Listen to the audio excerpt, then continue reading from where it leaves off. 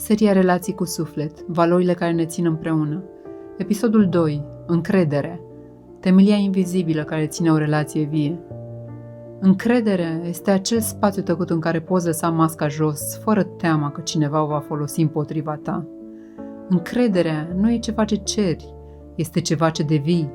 Este spațiul pe care îl creezi prin felul în care asculți, prin tonul vocii, prin reacțiile la vulnerabilitatea celuilalt, prin sinceritatea cu care spui și tăcerea cu care lași lucrurile să se așeze. Încrederea e tăcerea dintre două inimi care se simt în siguranță, chiar și fără cuvinte. Este acel știu că pot să fiu eu, fără să mă simt în pericol. Într-o lume care ne învață să ne protejăm, încrederea este un act de curaj. Este decizia de a nu construi ziduri, ci de a deschide uși.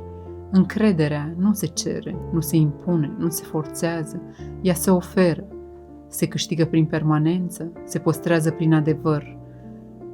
De ce este încrederea baza oricărei relații? Pentru că fără ea, cuvintele nu ajung la inimă. Iubirea se transformă în atașament neliniștit, granițele devin ziduri, iar deschiderea devine o luptă interioară. Fără încredere rămân doar jocuri de imagine sau frici care îmbracă masca independenței sau dependență emoțională camuflată în nevoia de validare. Încrederea nu e despre a fi perfect, ci despre a fi consistent, a spune adevărul tău chiar și când tremuri, a fi acolo nu doar când e frumos, ci și când doare. Cum se construiește încrederea?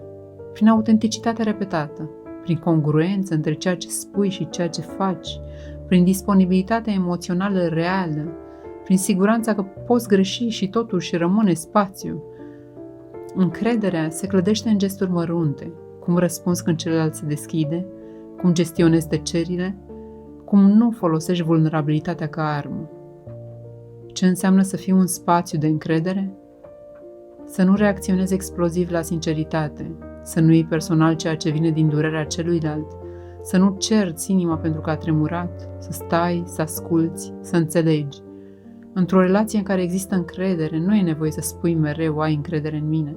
Prezența ta o spune deja, energia ta o transmite, consistența ta o confirmă. Ce înseamnă cu adevărat să ai încredere într-o relație? Să-ți dai voie să fii văzut, nu doar în lumină, ci și în umbră, să spui ce simți, fără să aștepți aprobări, să oferi spațiu celuilalt să fie cine este, nu cine îți dorești tu să fie, să știi că iubirea crește atunci când nu te mai ascunzi. Încrederea nu înseamnă control, ci libertate. Este acel spațiu în care iubirea poate respira. Ce distruge încrederea? Promisiunile nerespectate, lipsa de transparență, reacțiile disproporționate la vulnerabilitate, neasumarea propriei responsabilități. Dar poate, cel mai mult, încrederea moare atunci când nu mai e loc de siguranță emoțională, când celălalt nu mai simte că poate fi el însuși, fără frică.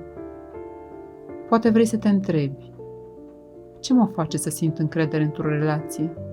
Ce mă împiedică să mă deschid cu adevărat? Ce m-ar ajuta să mă simt în siguranță emoțională într-o relație? Ofer eu acel spațiu pentru ceilalți? Am construit un loc sigur pentru mine în interior? Am încredere în mine, în alegerile mele, în inima mea? Pot fi sincer fără să mă simt vinovat sau rușinat?